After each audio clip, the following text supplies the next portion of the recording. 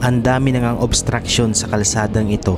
Dumagdag pa itong illegal na gusaling itinayo dito mismo sa harap ng binondominium na ipinatayo ni Mayor Isko noon. Kaya wala na talaga.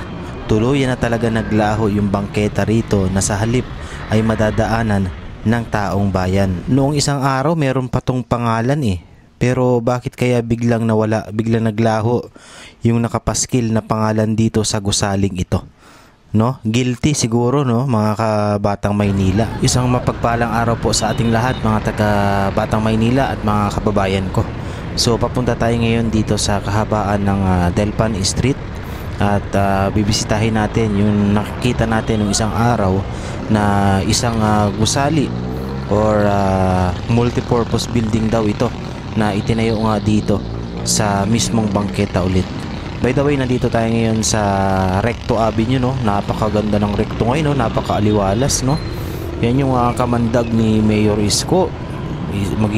Dalawang linggo pa lang siya nakaupo. Pero kita nyo naman yung Recto, no? Ayan, no? Papunta po ito ng Divisoria, di ba? Napakalinis, napakaaliwalas, napakabango. Kasi nga araw-araw pong napaplashing to, nasasabunan at natatanggal yung mga libag. Yan. So yan yung tinatawag na may gobyerno na po ngayon ang Maynila. Kaya ngayon naman ay ang isa din sa ginagawa ng gobyerno ng Maynila ngayon ay tanggalin yung mga obstruction, yung mga nakabalandra, yung mga nakaharang sa mismong bangketa at kalsada. Kita nyo sa bahaging ito. Ayan, no? Napakaraming mga nakaparada ho, no? Halos maging one way na lang itong daanan dito. Sa halip na two way, magiging one way na lang. Dumagdag pa nga itong gusali na ito. Ayan, makikita ninyo. Dito po yan sa mismong tapat mismo itong binondominium na kung saan ito po ay pinagawa ni Mayor Isko noong siya pa po nakaupo. Ngayon po ay ikot ulit tayo, mapapansin ninyo ay meron pa rin dito. Kita nyo yung kulay asul na yan, no? Ayan. So I think barangay hall po ito. Noong isang araw po kasi dinaanan din namin itong bahagi na ito ng Delpan Street at sa hindi nga inaasahan pong pangyayari, nakita namin yung gusali na yan. Tinanggal na ba? Ang nakakapagtaka lang nung unang araw or nung unang kita namin dito, meron pa itong pangalan, no, na nung pa nakapaskil, attorney ang nakalagay. O alam ko kilala nyo na to, baka napanood nyo na to sa vlog natin nung nakaraang araw. Attorney, no? Ngayon nawala na.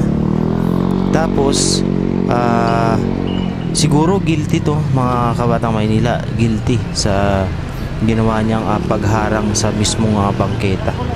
So nakakalungkot lang kasi sayang yung pera, no, na ipinagawa. Kasi kung ipagpapatuloy naman natin to, kawawa naman yung taong bayan na walang madadaanan, lalong na at ito'y nasa harap mismo ng binondominium. Yung mga taong lalabas dyan at maglalakad o sa mismong kalsada na daraan. So medyo delikado po yan. By the way, ito palang dinadaanan natin. Ito po yung pagbaba ng Delpan Bridge. Kakanan lang kayo.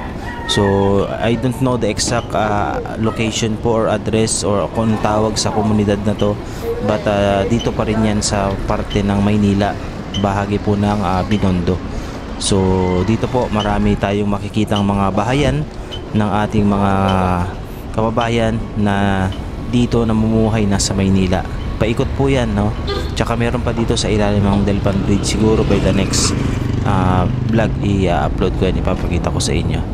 Yan. So sa parting to makikita nyo ay talagang sobrang dami ho ng mga nakatira dito, no? Ayan. Para lang siyang para siyang open na kalsada dati. Pero yun nga, dahil sa pagtagal ng panahon dito sa Maynila, parami po yung tao talaga dito sa Maynila. Kaya saludo tayo kay Mayor Isko kasi kaya niyang i-handle yung mga ganitong klase ng sitwasyon, no? Talagang tanging si Yorme lang yung makakagawa niyan. Napakalupit na mayor ng Maynila. Imagine how many millions of people living here in Manila, pero na papatakbo niya ng maayos ng Maynila, 'di ba? So, yan. So comment down below po kayo kung ano bang lugar to, kung anong tawag sa community na to. katulad ng sa may Baseco, no? Yan, Parola, yan, may mga tawag sa mga ganyan. Pero dito wala ho tayong idea, no? Kung ano ba tayo. Basta dito lang to sa kahabaan ng Delpan Street, o kung galing kayo ng Top Avenue or ng Roas Boulevard, diretso kayo ng Delpan Bridge papunta ng Arten. So pagbaba nyo ng Delpan Bridge, kakanan kayo, dito na yun papunta. Nakakapunta lang naman tayo dito kapag nakabisikleta po, no? Wala rin namang commute dito. So kahit paano malaking tulong talaga yung pagbisikleta, kasi nakikita natin yung mga sulok-sulok ng lugar dito sa Maynila na minsan ay hindi na rin po napupuntahan, no? Yan, pansinin nyo, nasa kaliwa na tayo, napabalik na tayo. Yung kita natin yung Binondominium, no? Nandun, ang laki. Tapos sa harapan nito, yan, yung gusali na to, no? Napaka, no? Halos iisa yung design, pahaba, talagang sinukat sa Siyempre, bangketa. tayo naman ay hindi naman tayo against sa mga ganitong klase ng proyekto. Kung makakatulong naman to sa komunidad, lalong-lalo na sa mga nasasakupan ng barangay na to, di ba? Ayos naman, di ba? Yun nga lang, bakit naman sa bangketa?